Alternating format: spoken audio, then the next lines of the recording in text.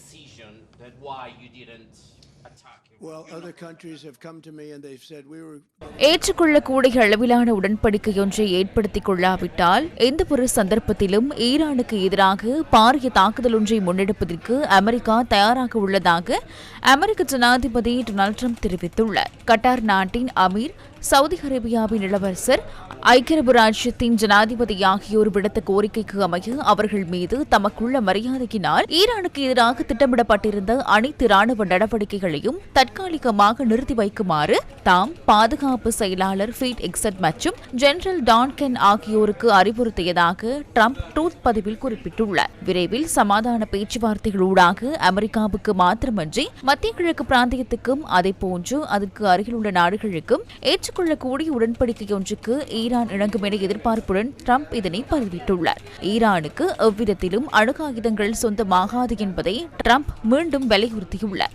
America, Israel மற்றும் ஈரானுக்கு இடையிலான யுத்த மோதல்கள் ஆரம்பமாகி இன்றுடன் 81 நாட்கள் ஆகின்றன. ஏப்ரல் 8ஆம் தேதி தொடக்கம் இருதரப்புக்கும் இடையில் யுத்த நிறுத்தம் ஒன்று அமலில் உள்ளதுடன் ஏப்ரல் 13ஆம் தேதி அமெரிக்கா ஈரானின் துறைமுகங்களை தடுத்து ஆரம்பித்த நடவடிக்கையும் தொடர்கின்றது. இவ்வாறானதொரு பின்னணியில் ஹோர்மூஸ் நீரிணையின் கடற்போக்குவரத்தை நிர்வகிப்பதற்காக புதிய நிறுவனம் ஒன்றை நிறுவியுள்ளதாக ஈரானின் சிரேஷ்ட தேசிய பாதுகாப்பு பேரவை நேற்று அறிவித்துள்ளது.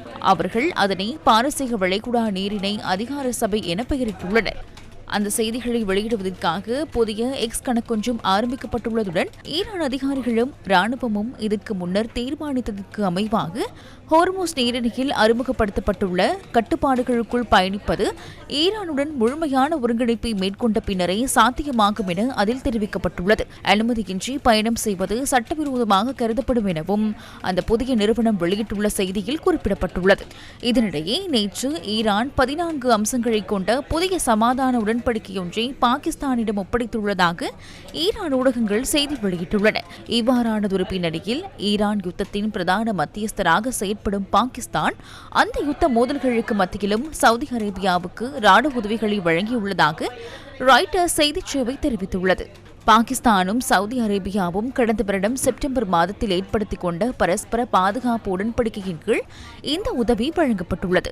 ஏப்ரல் மாதத்தில் பாகிஸ்தான் 16 விமானங்களை கொண்ட போர் ஜெட் விமானங்களை சவுதி அரேபியாவுக்கு வழங்கியுள்ளதுடன் அதில் சீனாவில் தயாரிக்கப்பட்ட JF-17 விமானங்களும் உள்ளடங்குகின்றன.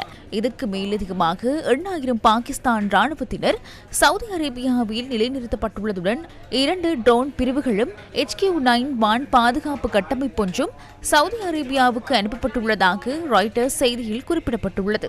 2 பாகிஸ்தான் போர் கப்பல்களும் இந்த பாதுகாப்பு உடன்படிக்கையில் உள்ளடங்கியுள்ளதாக அந்த செய்தியில் குறிப்பிடப்பட்டுள்ளது.